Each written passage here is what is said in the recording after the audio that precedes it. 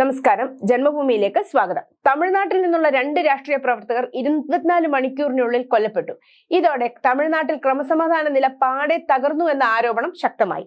ശിവഗംഗയ്ക്ക് സമീപം വെളങ്കുളം ഗ്രാമത്തിലെ BJP കാര്യകർത്താവാണ് ആദ്യം വെട്ടേറ്റ് മരിച്ചത്. BJP സഹകരണ വിഭാഗം ശിവഗംഗ ജില്ലാ സെക്രട്ടറിയായിരുന്നു വേളാങ്കുളം സ്വദേശി സെൽവകുമാർ. 53 വയസ്സായിരുന്നു.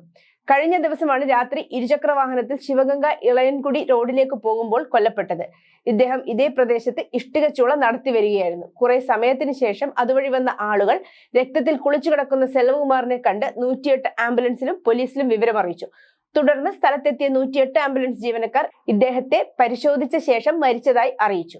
മറ്റൊരു കൊലപാതകം AIDMK പ്രവർത്തകനായ പത്മനാഭനെയാണ്. കടലൂരിലെ പുതുച്ചേരി അതിർത്തിയിൽ അജ്ഞാതർ വെട്ടിക്കൊന്നു.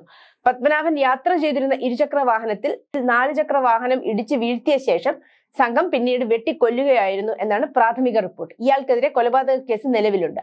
അന്വേഷണം പുരോഗമിക്കുകയാണ്. സെൽവകുമാറിന്റെ കൊലപാതകം വ്യക്തിവൈരാഗ്യവും പത്മനാഭന്റേത് പ്രതികാരവുമാണെന്നാണ് പോലീസ് ഭാഷ്യം. തമിഴ്നാട്ടിൽ ഈ മാസം നടക്കുന്ന 3ാമത്തെ രാഷ്ട്രീയ കൊലപാതകമാണിത്.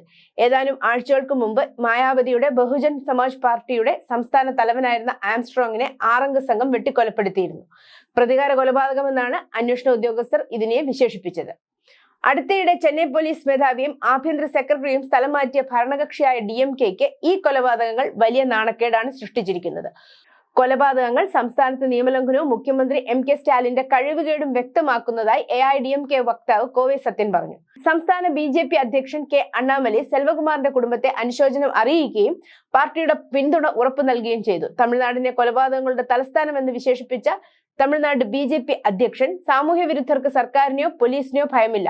പോലീസിന്റെ നിയന്ത്രണം കയ്യിലുള്ള മുഖ്യമന്ത്രി രാഷ്ട്രീയ നാടകമാണ് നടത്തുന്നത്.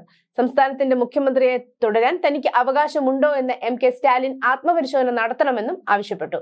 News desk, Janmabhumi.